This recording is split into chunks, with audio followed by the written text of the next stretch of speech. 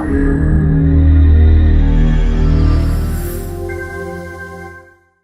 evening, everyone, and welcome. My name is Lindy Wilmot, and I'm a Director of the Health Law Research Centre here at QUT. My colleague and co-director, Professor Ben White, and I welcome you to this annual public lecture tonight.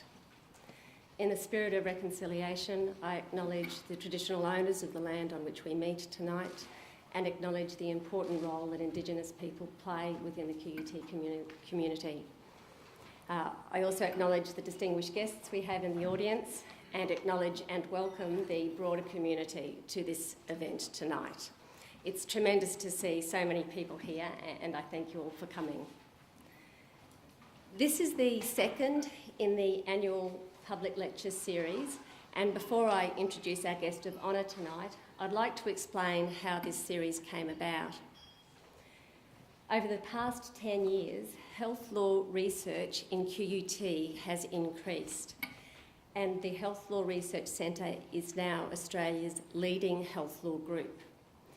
Our centre is comprised of 17 full-time academic staff members, and we have a large and growing PhD cohort. Our centre is supported by a coordinator, and we also have a tremendous body of research assistants, both undergraduate law students and graduate law students, some of whom are here tonight. We also are supported by professional staff members, and we even have the odd volunteer or two who helps out at events like this. Our research spans a broad range of topics, and there are broadly three themes.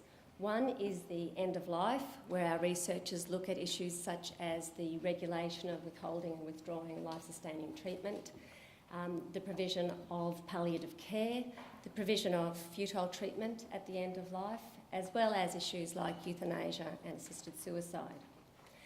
The second theme is children and regulation of issues at the beginning of life, where our researchers look at issues such as the reporting of child sexual abuse and neglect, and regulation of surrogacy, assisted reproductive technology and abortion. The third field is a broader field, and it looks more generally at research health governance and legal regulation generally, including issues such as global health, the regulation of emerging technologies, consent to medical treatment, medical negligence, disclosure of adverse events and patient safety. The goal of the researchers in our centre is not just to publish in scholarly journals, although we do that. Our goal is to undertake research that makes a difference, to take issues such as how law and regulation can improve quality and accessibility of healthcare in Australia and internationally. And to think about how we can make that happen, to take our research into the public domain through public policy debates and forums such as this. And this lecture series forms part of that goal. And on that note, I'll introduce our guest speaker. Professor Julian Savulescu is the Uehiro Professor of Practical Ethics at the University of Oxford and Director of the Oxford Uehiro Centre for Practical Ethics. He is also a Fellow of St Cross College, Oxford University, and is a Sir Louis Matheson Distinguished Visiting Professor at Monash University. He also heads up the Melbourne-Oxford Stem Cell Collaboration, which looks at the ethical implications of embryonic stem cell research and cloning. Julian also has a background in medicine and completed his MBBS at Monash University, and then he did his PhD at the same university under the supervision of famous bioethicist Peter Singer.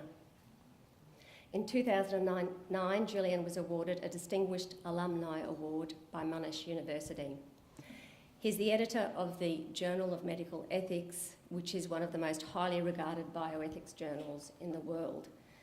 And with his colleague, Roger Crisp, recently launched the Journal of Practical Ethics, an open access journal in moral and political philosophy.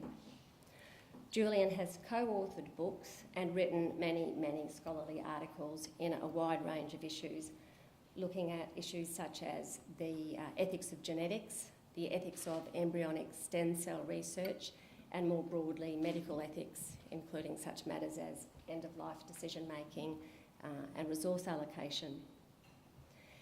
Julian researches in emerging issues for which there is no bright and shiny right answer. Often they are topics about which the law has not yet worked out how to respond.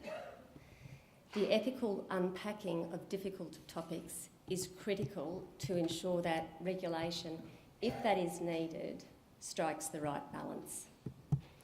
Julian is no stranger to controversy and has many of his ideas are challenging, ethically and morally, and to an extent, sometimes legally. And I'm sure the presentation tonight will be no exception.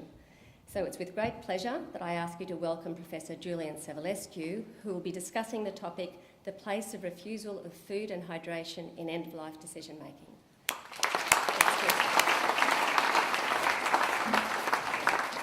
Thank you very much, Lindy.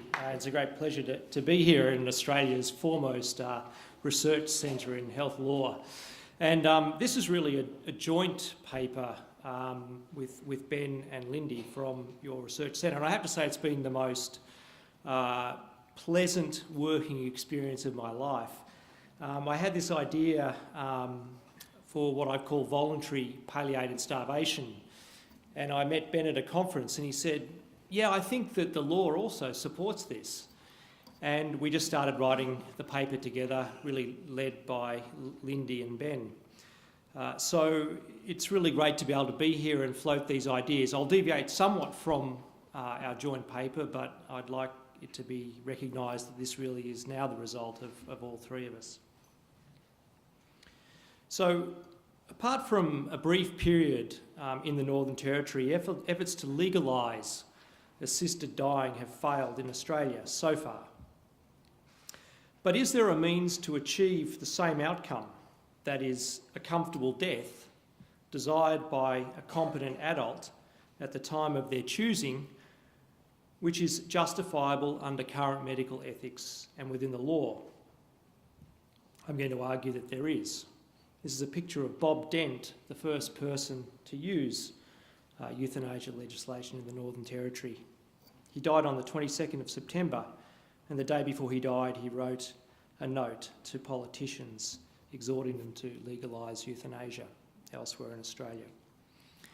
The idea is that even today, all of us have the right to control when and how we die.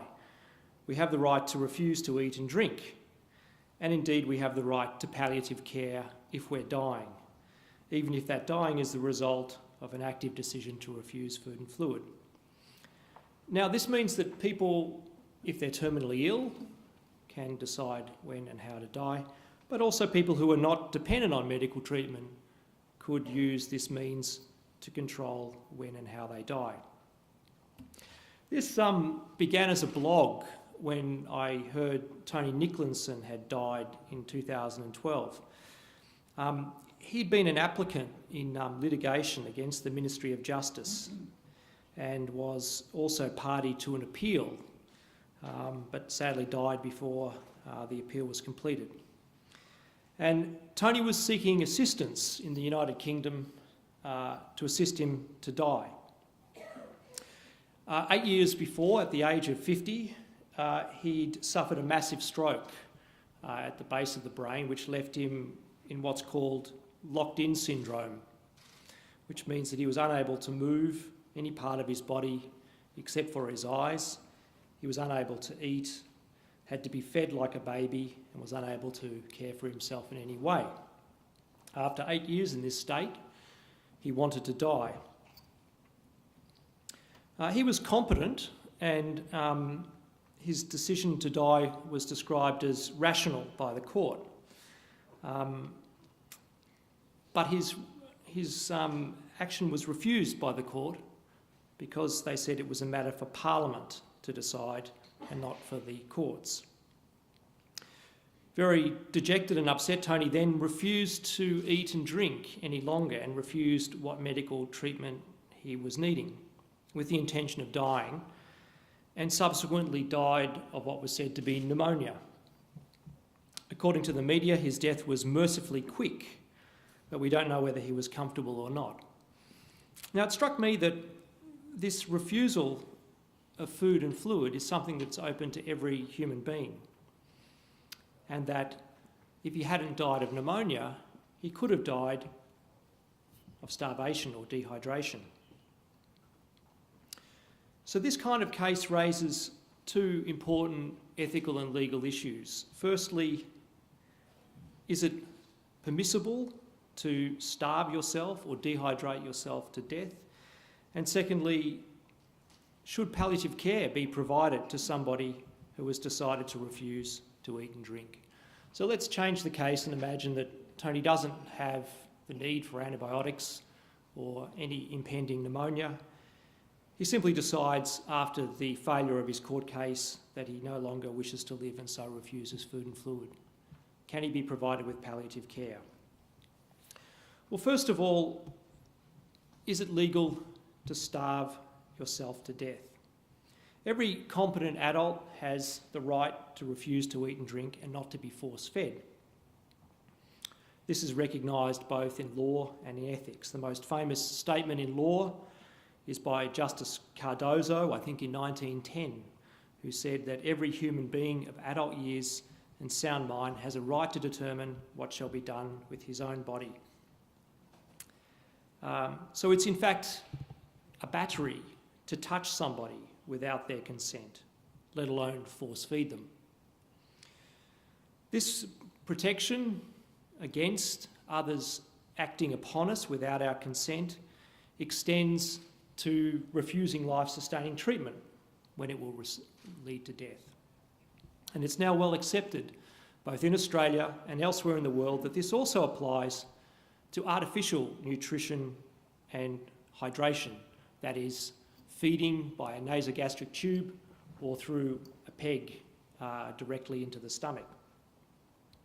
This has been approached largely on the basis of it being a refusal of medical treatment, artificial nutrition and hydration being said to be a form of medical treatment. And this has been withdrawn from incompetent adults and children. There was a case recently reported from Texas of a young 2-year-old who fell into a pool and drowned, suffered severe brain damage, and the decision was made to withdraw her feeding tube, and she starved to death over 9 days.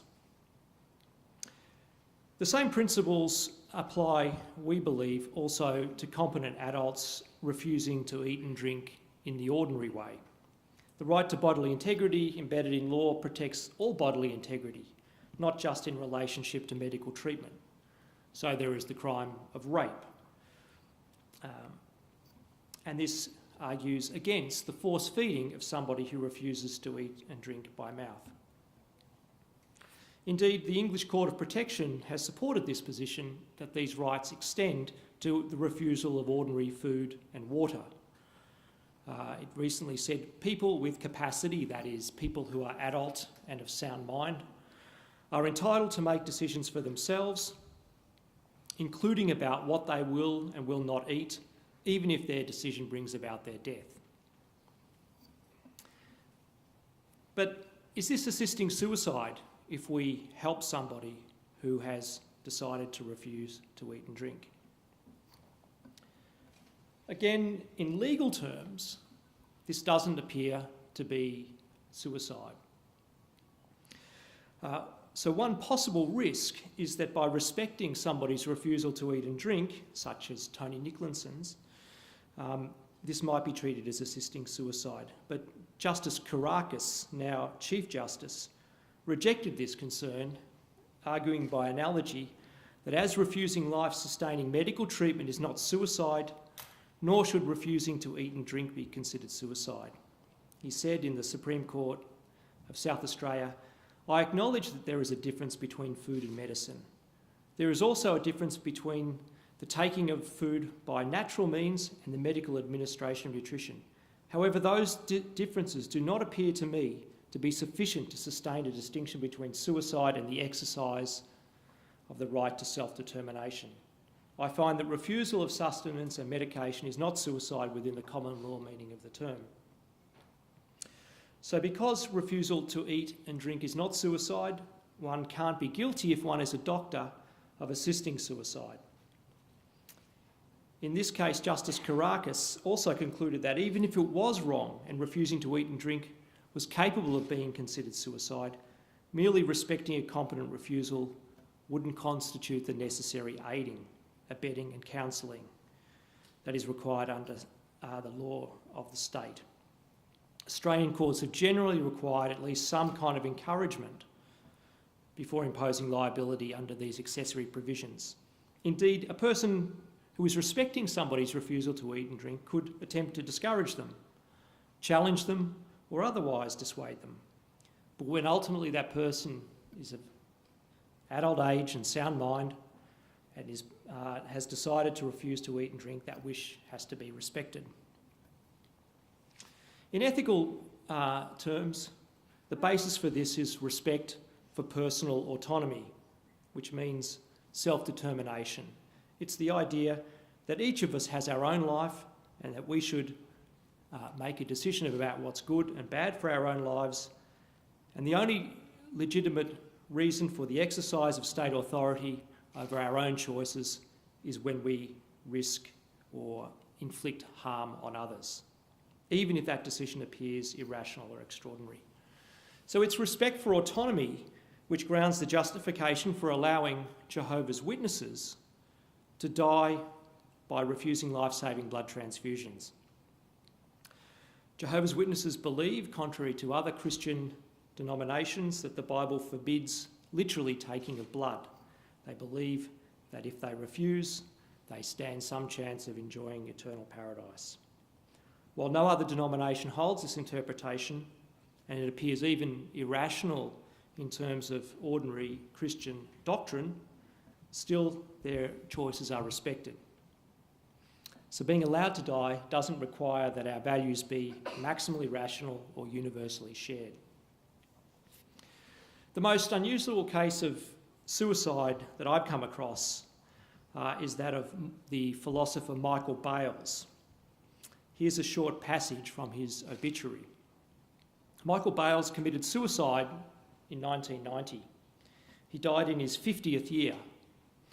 His suicide was carefully planned and is an expression of Mike as his various writings in ethical theory and applied ethics, philosophy of law and political theory. So writes his biographer. Mike's argument for the moral acceptability of suicide is that, as he put it, quote, only humans can choose when they will die, unquote, and that to, quote, to fail to exercise that choice is to deprive oneself of a distinctive freedom, unquote. A person's life is a story, Bales suggests, and a person ought to consider how the story ought to end, with suicide an option under appropriate circumstances. If, Bales says, what makes a life a good story is happiness or the pursuit of projects, then a long, drawn-out ending without either is a bad end of what may have been a good story, unquote. Bales was very productive in the years leading up to his death, though he progressively took on fewer and fewer projects. He wanted to die without any unmet obligations. He had, in the 3 years before his death, seen to publication his Principles of Law, what Joel Feinberg, a famous legal scholar, called a groundbreaking theory. And the day he committed suicide, he received word that his book on ACHLR Heart, here reproduced, had been accepted for publication. Some people wrote that Bales was depressed, and this may have been the case. But if that depression was unchangeable and his valuing suicide had persisted for some time and was the result, as it appears to be, of rational reflection, then it may have been an expression of his autonomy. What matters according to the principle of respect for autonomy is not that the person makes the right decision or a decision that we agree upon, but makes his own decision according to his values. So if Bales had chosen to refuse to eat and drink as a way of dying, The argument here is that he should have been provided with medical palliative support in exercising that choice. An Australian case is Lisette Nigo, aged 79 and apparently healthy in this picture. She was a retired academic who was living in Perth and took an overdose and died shortly before her 80th birthday. The note she left behind in her bed explained, quote, "After 80 years of good life, I've had enough of it. I want to stop before it gets bad," unquote. It was important to Nigo, as it was to Bales, to end her life while she was well and before her health deteriorated. Now, for what it's worth, I want to go on living as long as possible, well after my 80th birthday.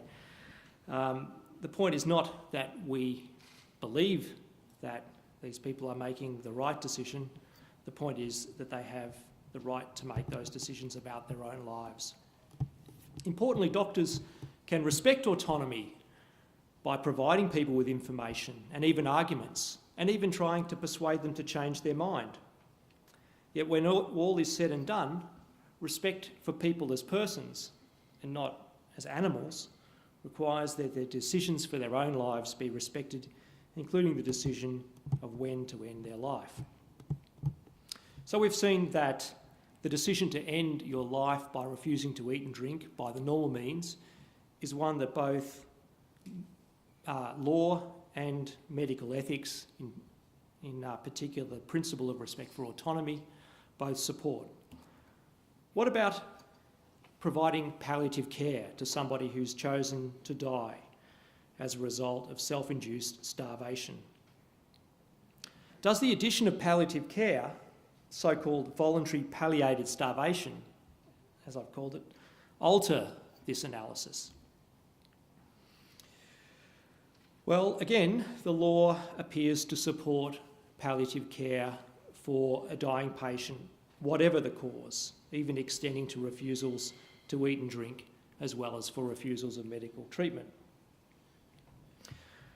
Here is one quote from a case involving a man who was refusing artificial nutrition and hydration, and the question of whether palliative care could be provided to him by his doctor, Dr. Benstead. His name was Mr. Rossiter. The judge in this case said, "There are a number of general principles which can be confidently stated in relation to this issue. The first is that the legal rights and obligations relating to the provision of palliative care are unaffected by the circumstances that the occasion for the provision of that care comes about as a consequence of Mr. Rossiter's withdrawal of consent to continuing provision of other medical treatment, namely the provision of nutrition and hydration. Put another way, Dr. Benstead's rights and response and obligations are the same to continue to provide Mr. Rossiter with palliative care.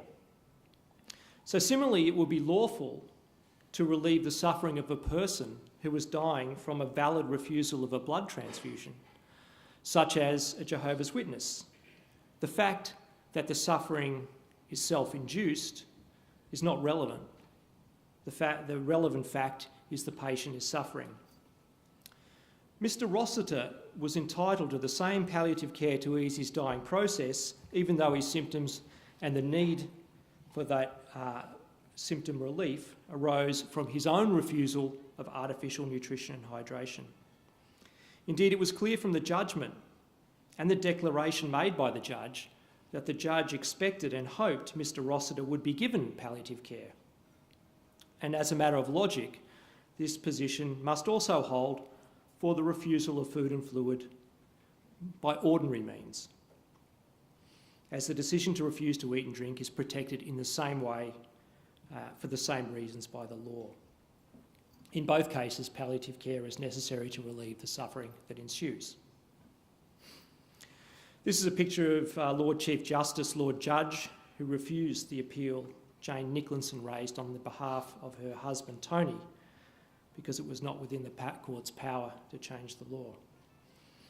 While refusing to eat and drink is lawful, and that refusal must be respected, does the provision of palliative care in this situation change the nature of the interaction between the patient and healthcare providers that might cause criminal responsibility to arise? Here we can return to the revised scenario of Tony Nicholson and imagine that he's lost his case, doesn't have pneumonia, he's refused to eat and drink, and the question arises, should he be provided with palliative care as he experiences pain and suffering as he dies? In terms of the law relating to assisted suicide, the same hurdle for prosecutors remains. If refusing food and fluid is not suicide in legal terms, even if it may be suicide in common parlance, if it's not suicide in legal terms, then providing palliative care with the intention of providing symptom relief rather than hastening death is not assisting suicide. It can't be construed as such. So the conclusion is that if a patient can refuse artificial nutrition and hydration and be provided lawfully with palliative care, so too a person who refuses to eat and drink by mouth could be a candidate for appropriate palliative care. Now, there's an established ethics and law around palliative care. Appropriate palliative care is about symptom relief, about relieving pain.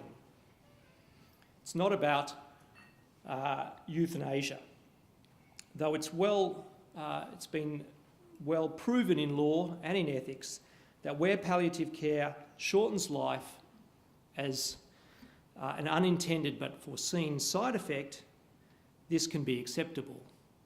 Palliative care would only be illegal if it was given with the intention of deliberately ending life.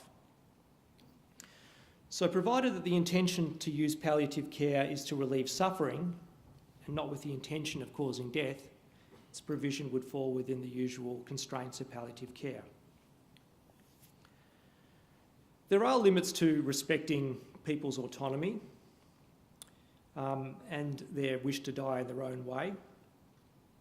When a choice to die causes suffering, doctors have a professional obligation to relieve that suffering, for example, by providing palliative care. But medical care shouldn't be provided when it's unlawful, when a competent person refuses it, when the treatment itself is harmful, or it's not cost-effective, or it's precluded by principles of distributive justice.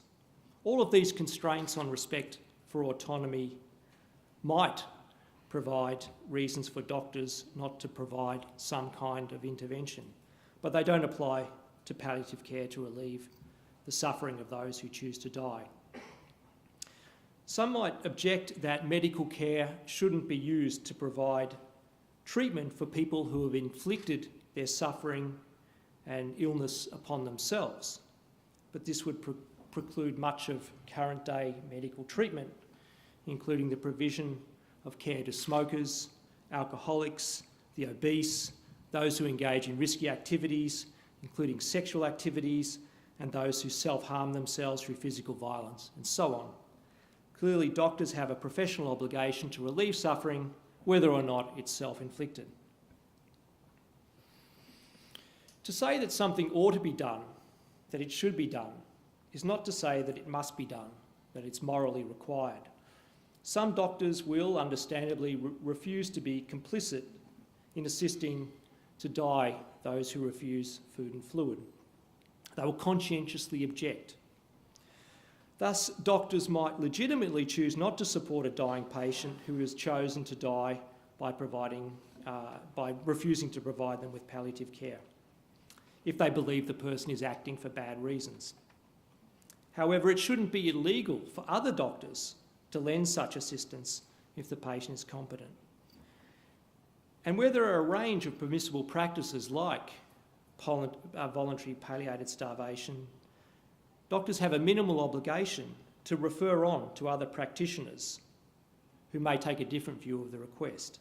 Just as in Victoria, doctors who conscientiously object to abortion are required to refer on when they have a personal objection to other doctors who would have a different view. We've argued that voluntary palliated starvation should be permissible within existing medical practice, medical ethics and law. Whether a doctor should morally accede to such a request turns on whether the person has a good reason to die. Existential suffering, ageing, loss of one's ideals can all be good reasons to die in certain circumstances. How far should palliative care go when it comes to relieving the suffering of a person who's chosen to refuse to eat and drink? This is a standard question for palliative care. It doesn't matter whether that refusal is of food and fluids by mouth or by nasogastric feeding. At one end, there should be at least aggressive analgesia and sedation. But it takes 1 to 3 weeks to die, as the case of the little girl from Texas shows. Even from dehydration, it takes 9 days, in her case, to die. And if aggressive analgesia and sedation shortens that period, in my view, it should be acceptable. At the other end, palliative care could be used for what's called deep sedation, rendering somebody unconscious during the dying process. Now, these are questions for the ethics of palliative care and aren't specific to the topic of voluntary palliated starvation. But since the person will die, the manner of death should, I believe, be of his or her own choosing. Now, voluntary palliated starvation is something we believe that is available to us now, but it's clearly not ideal. It's not going to be for everyone. However, it has been used by people like Tony Nicholson, and particularly people who had advanced terminal illnesses. But there are other problems. There's a possibility that somebody refusing food and fluids by mouth, particularly if they don't have a terminal illness, will be declared incompetent and forcibly treated. There's a possibility of them receiving inadequate palliative care and suffering as a result, and the process will be slow. It may also expose doctors to the risk of liability for shortening life. And it may make people think that moves to legislate other forms of assisted dying, such as physician-assisted suicide, PAS, or voluntary euthanasia, are unnecessary. It's best seen as a bridge to full assisted dying. We have it at our fingertips today. The right exists now. Perhaps if people exercise that right, at least some people, it will sow the seeds for empowered dying. It should be seen as a bridge to full legalisation of physician-assisted suicide and voluntary euthanasia. So we have no choice over how we entered this world and when we entered it, but we can and should exercise choice over how we leave it. So I haven't said anything, I think, particularly controversial, except that today all of you do have the power to decide when you will die. You have the power by deciding to refuse to eat and drink. And you also have the right to seek assistance in easing the dying process as a result of that decision. Very few people, I suspect, will take advantage of this mode of assisted dying, but it is something that some people may find of use. But it's my hope that it will focus debate very clearly on the rights of people more generally to be able to decide when and how they die. Thank you.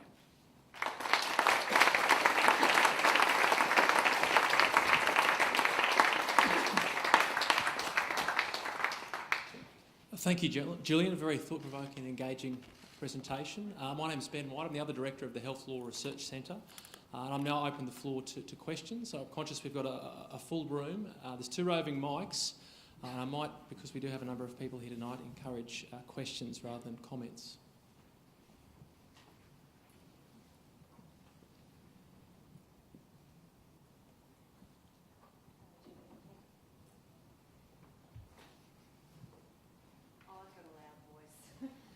Hello, Julian. Great talk. Thank you very much. I've got some questions how this sort of thing fits in a non-secular society and the role of sort of religious beliefs, particularly when a number of palliative care, elderly care, and major hospitals and healthcare institutions are run by religious organisations? So a similar, issue would come up with abortion, and the principles of pluralism are that you shouldn't be inflicting your values on another person.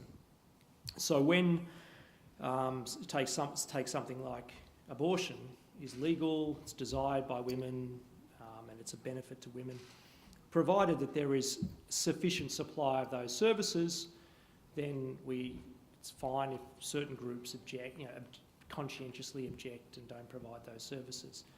However, in countries like Italy, it's virtually impossible to get an abortion because virtually everyone conscientiously object, and then you have a serious problem. I believe in this country there would be enough people willing to support the dying process, even if perhaps a majority of palliative care providers were unprepared to provide assistance in dying.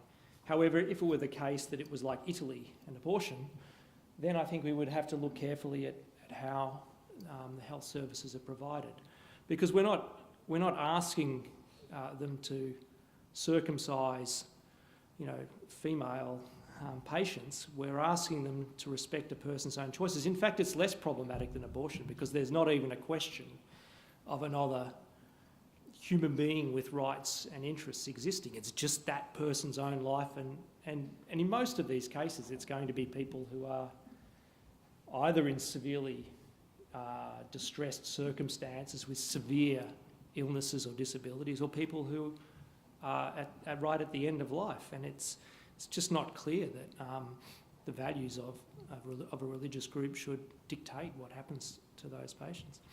So, one way you have this problem today where people of certain religions refuse to do examinations of women, and eventually I think medical schools will have to take account of what protects a kind of reasonable value pluralism in society.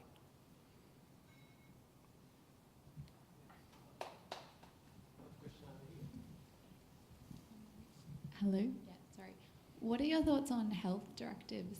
Obviously, in emergency situations, they can be hard to follow, but in terms of if the medical staff know about this, what are your thoughts on that? Advanced directives. Yes. So for those of you who don't know about, should I just quickly say what an advanced directive is? So you can refuse medical treatment, any medical treatment, blood transfusion, anything, and you can't be provided to you without your consent if you're competent. But you can also refuse in advance. So I can say, if I have a stroke and I'm left and I won't be able to communicate or I won't be able to recognise people, I refuse medical treatment. So those advance refusals carry the same force ethically and legally as a contemporaneous refusal right now. So in fact, I don't think we did this in this paper, but in the short thing that preceded this, I said that the same principles would apply to an advance refusal to eat and drink by mouth. So if I have a stroke or an accident that leaves me unable to recognise my family, unable to live independently, whatever it is that's important to me, I now refuse food and fluids by mouth. And at that time in the future, I'm incompetent. It's my belief that that advance refusal should dictate what's done to me, and I should be allowed to die on the basis of that. Now, we didn't cover that in this paper. That's more controversial. The problem with advance directives is that two problems. One is whether they are applicable in the circumstances that arise, and the second one is whether the person changed their mind. So it's very important to, first of all, continually update them, and secondly, to make it clear what range of circumstances you want them to apply to. So I'll give you an advance directive that is very easily interpretable. If I'm ever permanently unconscious, don't keep me alive. So you've got a clear condition, and then there's lots of things that can be done. So the challenge is to try to not give what are called instruction directives. That is, don't do CPR, don't give me a feeding tube, but rather give a values directive about what sorts of states you value being in and what sorts of states you value not being in. So I think they are of some use. When Jehovah's Witnesses carry cards saying I'm a Jehovah's Witness and I refuse a blood transfusion, those cards, if they're judged to be clearly established and applicable in the circumstances, carry the force of law. And I think that we could do the same things with refusing not just artificial nutrition, hydration, but the provision of ordinary food and fluids.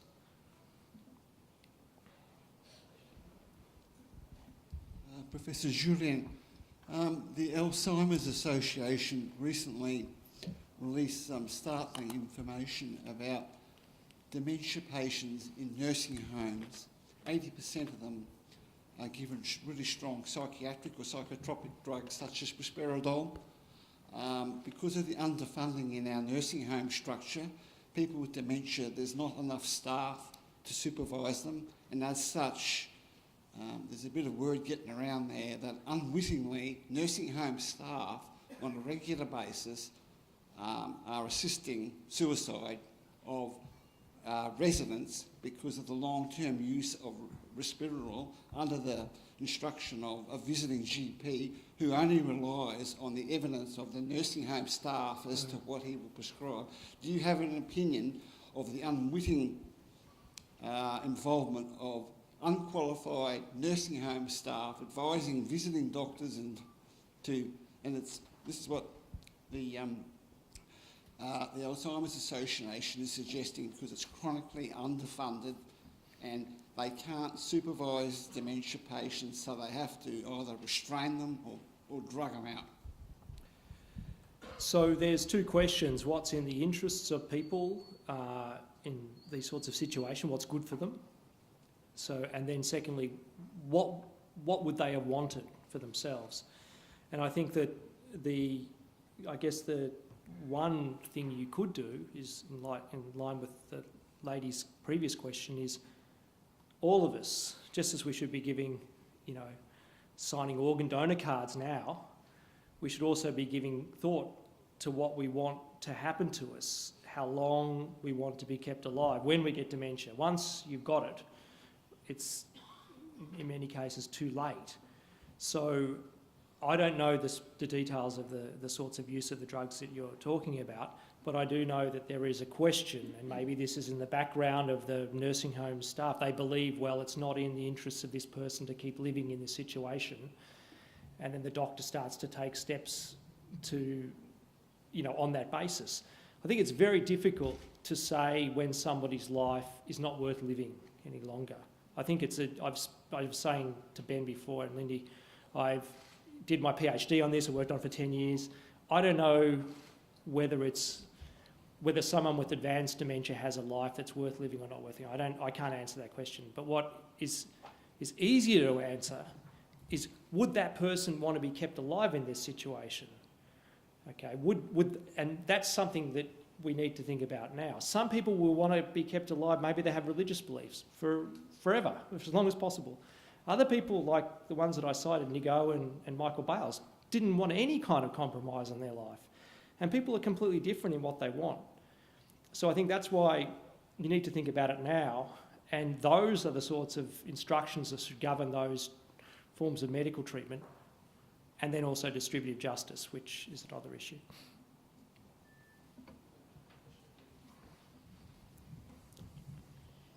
Could you comment on the situation where a person is regarded as being clinically depressed and refusing treatment, and two competent, so-called competent doctors claim that they are clinically depressed and should have treatment, and they are regulated, and on that regulation they do have treatment.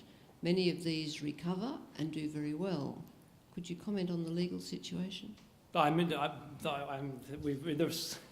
world's premier centre for health law research, so I think I'll let you guys talk about the legal situation. I can talk a bit about the ethical situation. So this is the first paper I ever wrote was when I was a practicing doctor, and what you would see is if somebody commits suicide, they're deemed to be incompetent just because they attempted suicide. It's said to be a symptom of mental illness. And then they were treated against their will, sectioned under mental health legislation. So one of the problems is that just by attempting suicide or being depressed, you run the risk of falling under involuntary treatment orders. And as you say, in many cases, they can be effective and the person can recover. So, but on the other hand, depression can be a terrible illness, that might perhaps possibly one of the worst illnesses, and a good reason to die. So it's important to see whether this is a recurring, stable, persistent desire, or whether it's an occurrent, temporary desire. So I think ethically, the use of mental health legislation to treat people against their will is entirely appropriate, provided that this isn't a stable situation that has had a rational evaluation and a rational response. So there's a famous Dutch case where they have euthanasia of Chabot in the 90s, where he performed euthanasia for somebody who was depressed. And this was highly criticised. But the woman had been depressed for many, many years, and I think had lost other members of her family. And when you looked at it, it wasn't as unreasonable as people were pretending. So I think it's important not to use this just as a mechanism of paternalism, of just saying we're going to treat you against your will, because it's clear that suicide can be rational, it can be autonomous, and depression or mental illness can be a reasonable ground for wanting to die that should be respected. But it's separating the different kinds of desires that's very difficult. Did you want to say something about the law?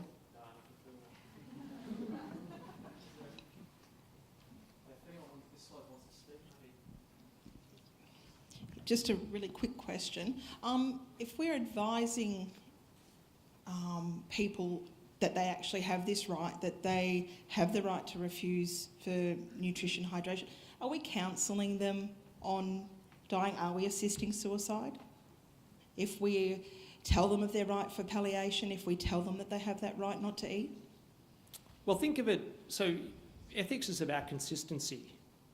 Okay, so if I were to tell you about your right to refuse a blood transfusion and counselling you about that, would I be assisting your suicide?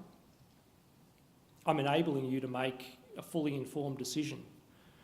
I suggest my advice to you is have a blood transfusion. And my advice, to you would be don't starve yourself to death. But I think it's a part of living in a free and open democracy that you know what your options are and you make a decision with as much information as possible. And I'm concerned that we were talking again before, Colleen Cartwright, Ben and Lindy and myself, about people who are just forcibly treated against their will when they're competent. It's forcibly fed. Now you should know that that shouldn't be done. So I think, I should say I don't think we're absolutely certain at the moment that we're putting this as an academic argument to be discussed in the academic literature. But if our interpretation is correct, then it's something that people should know. And then it's up to you to say, I think you're making the wrong decision. And that might be the counselling. But just as in abortion, so I think people are quite entitled to say, I think you're making the wrong decision in having an abortion.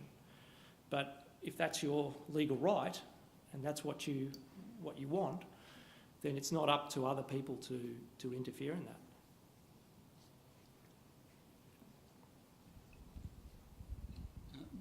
Thanks, Julian. That was a great talk. I'll just push that question one slight bit further.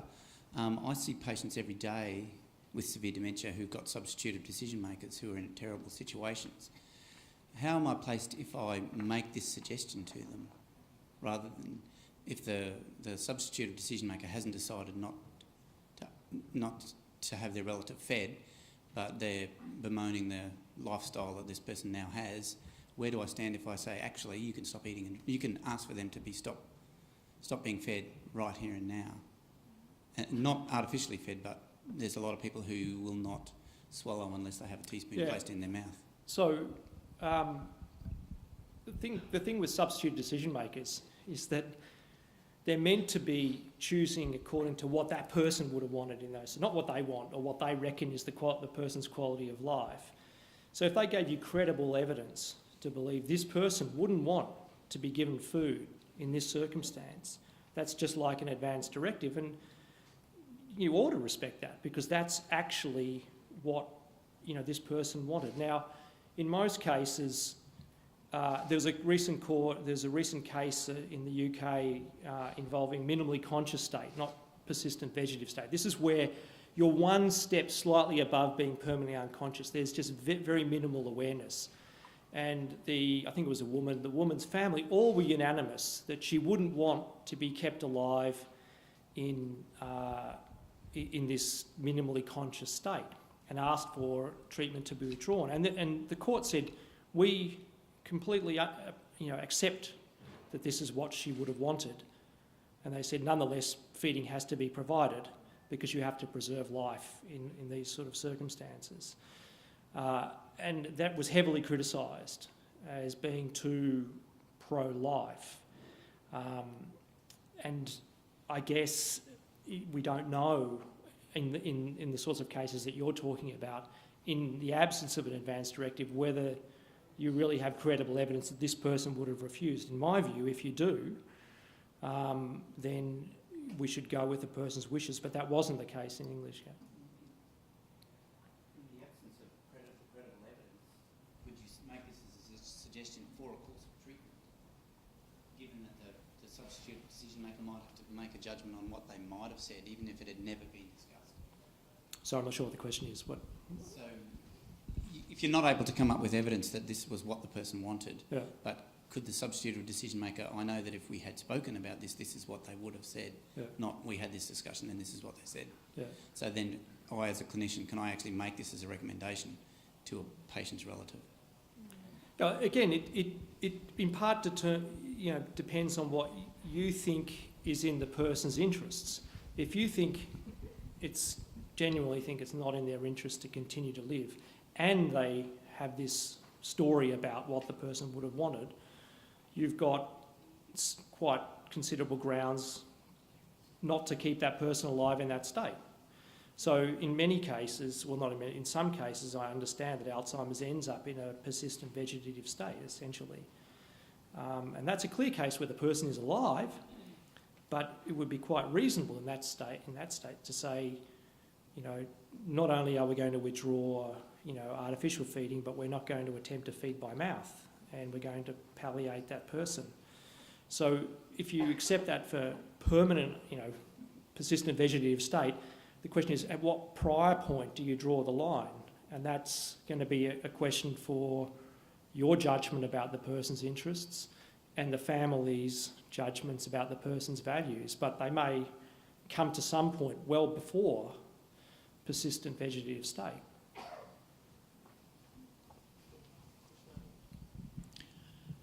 Julian, you said about it's a battery if someone is treated against their wishes, even if they're no longer competent. But what if you've got a case of someone who is no longer competent and hasn't said that they don't want to be treated, but we have evidence to say, very good evidence, that artificial nutrition and hydration can, given to someone who, for example, with dementia, can not only increase their suffering, but can deprive them of a peaceful death. Now, we know that, we've got the evidence. If you continue then to artificially feed and hydrate them, even though they haven't refused, that, in my opinion, is still abuse. Would you agree? Well, if the facts are as you say they are, I would. Well, Finucane did a 30-year Medline search of all trials of peg feeding for people with dementia and couldn't find one that showed any of the claimed benefits of peg feeding. For example, it didn't prevent aspiration pneumonia, it didn't improve skin integrity, it didn't improve quality of life, but he found many, many cases of where it caused great harm. It also apparently prevents the body recognising that death is approaching and releasing the endorphins that act like a natural analgesic and give the person a natural high. So the evidence is fairly strong. So if you are continuing to do something which you know can not only increase suffering but can deprive the person of a peaceful death, even if they haven't refused it, is that not assault and battery? Or abuse at the very least? Well, it's not acting in their interests, so you're clearly harming them, so you're failing in a duty of care as a doctor.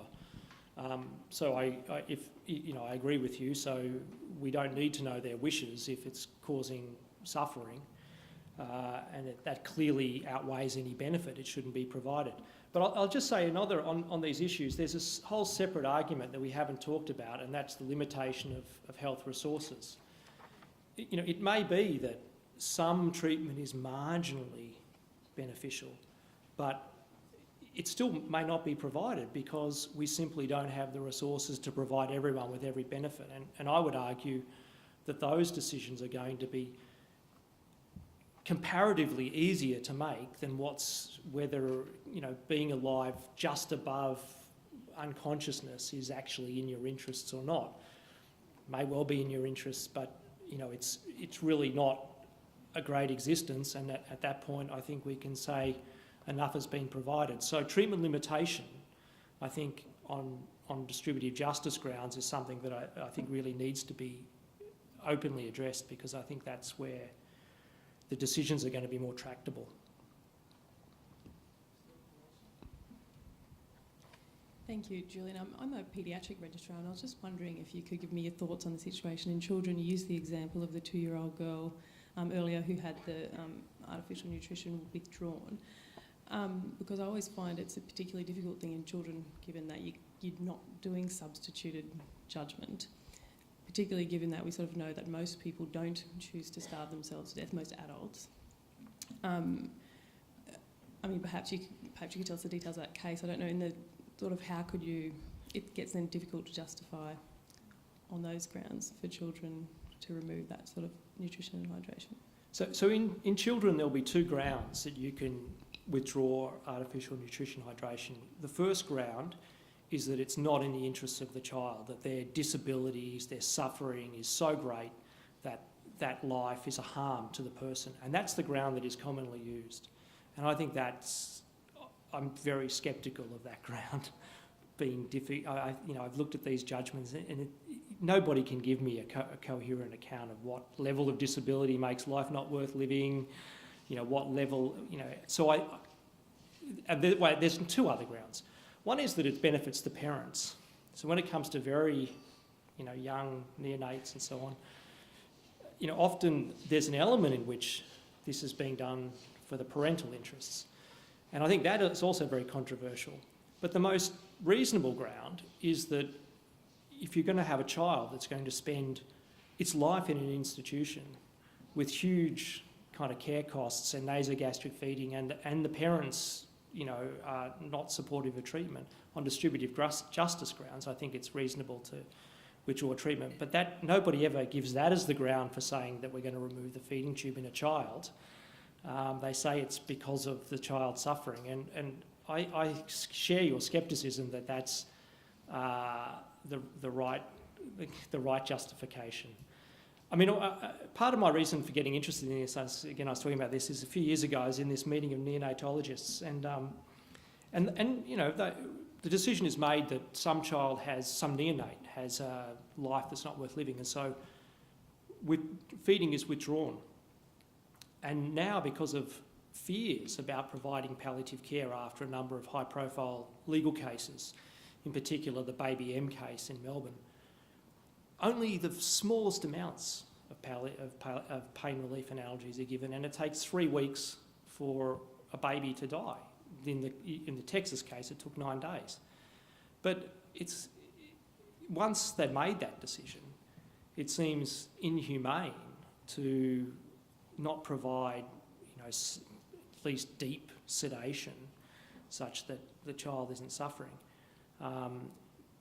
So I think that's also an issue in the cases of children and babies in terms of withdrawal of treatment. But as I said, I think that the issue is really one around resources, and it's difficult to make. Now, Ben disagrees with me about some of this, that you can make these interest-based justifications for withdrawal of treatment, but I think they're very difficult to make. We've got time for one more question. Hi, I'm a chaplain at a private hospital. In a way, I'm answering the question to the lady who asked the first question. I first learned about dying without food with a patient. I was pastoral care to the patient, and I didn't know that you can die. She is a dialysis patient, and within 5 days, she passed away peacefully. So that was my first experience of a person dying without food. Normally, when in my experience, people who come to hospital, they don't want to die, They just want to live, and they fight till the end. And the other thing I noticed is that those who want to die are usually the elderly people who don't want to live anymore because of pain or whatever reason. And most of us refer them to, usually the nurses refer them to psychologists. And I just journey with them, and I respect if they do want to die, like the patient, the dialysis patient. As a chaplain, I respect her choices. Just to answer the lady who about the religious hospital. But coming back to the nurses refer those who want to die to psychologists. That's all I want to say. In real life, this is what's happening. Yeah, that's all. Thank you. Yeah, look, I think that you're exactly right. Nobody wants to die, I think. People just don't want to live in a certain state any longer, either with pain or with the prospect of some kind of decline or something. But it's a very strong, and often you hear people make these advanced directives saying, well, if I have a stroke, or motor neurone disease is one that when they start with motor neurone disease, they say, I'll never have a PEG, I'll never have nasogastric feeding, and they get worse and they get worse, and then they're going to die without the artificial feeding. They say, no, I want the artificial feeding now. So I think it's a very strong human characteristic to want to live. I completely agree with you. And in general, people who want to die have some kind of mental illness, and that's why the nurses refer them to psychologists. But nonetheless, not everyone does, and some people do want to die, and the important thing is to respect the desires of the people who do really want to die, rather than just claiming that they're psychologically ill. And so I think we need different approaches for different people. As I said, I want to keep living forever, and I want to be kept alive if I'm permanently unconscious, just in case some medical breakthrough will occur. But not everyone's like me. And that's the good thing about living in a liberal democracy, where people can live out the way they want to live and die. And if anything is important to people, it's also how they die and under what circumstances. And I'm just surprised that it's taken so long to get the little distance that we have along the path to legalising assisted euthanasia and assisted suicide. And I think it eventually will come. It's just a matter of time. There's European countries are falling one by one, the American states, and maybe Queensland could be the first state. Progressive. I see lots of hands up, but I think we'll have to continue this conversation over drinks. It draws to me to conclude proceedings tonight. I'll start by thanking Julian for a very engaging presentation. Please join with me.